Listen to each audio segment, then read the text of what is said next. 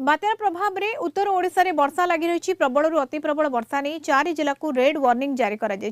आसंता काली सकाळ पर्यंत प्रबल अति प्रबल वर्षा नहीं 4 जिला भद्रक बालेश्वर केउंझर और मयूरभंज को रेड अलर्ट जारी कर सेहीपरि प्रबल वर्षा नहीं केन्द्रापड़ा कटक जाजपुर और ढेंकानाल को ऑरेंज अलर्ट जारी होईछि 26 तारीख पर मयूरभंज बालेश्वर को जारी होईछि येलो अलर्ट लैंडफॉल समय केन्द्रापड़ा और भद्रक जिले में सर्वाधिक वर्षा रेकर्ड होईछि अनेक स्थान में पानी जमा हो रही ए दुईटी जिला को मिसाई मोट 17टी जिले में प्रबल अति प्रबल वर्षा रेकर्ड होईछि आज सकाळु एपर्यंत चांदबाली रे 80 मिलीमीटर वर्षा रेकर्ड करा जायछि बात्या प्रभाव रे एबे मध्य वर्षा एवं पवन किछि स्थान रे जारी रहिछि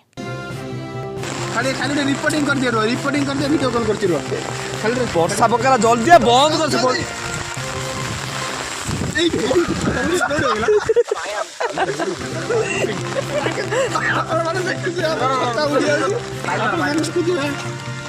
पानी माने वर्षा पानी रे हमर रास्ता फुल होई माने रास्ता ऊपर पानी चलनी मु कैमरामैन को से देखैबे आपण देखो पानी केते जोर सो चलछ आपण माने देखुथिबे तथा 12 घंटा पर पवन बेग एबे भी कमी नहीं आपण माने सतर्क रुहंतु आपण बार गवर्नमेंट जो चूड़ा मुड़ी आपण खाद्य जरी पहुंचे आपण माने सतर्क रुहंतु घर बसी खांतु गाय गरु सब सतर्क जगह रखंतु हवा जोर जोर हवा होची मु रिपोर्टिंग करि पाने आपण देखुथिबे न्यूज रूम रे केते जोर कष्ट होची रिपोर्ट करिया पई भद्रक कैमरामैन सौरभ दास रिपोर्टिंग सागर दा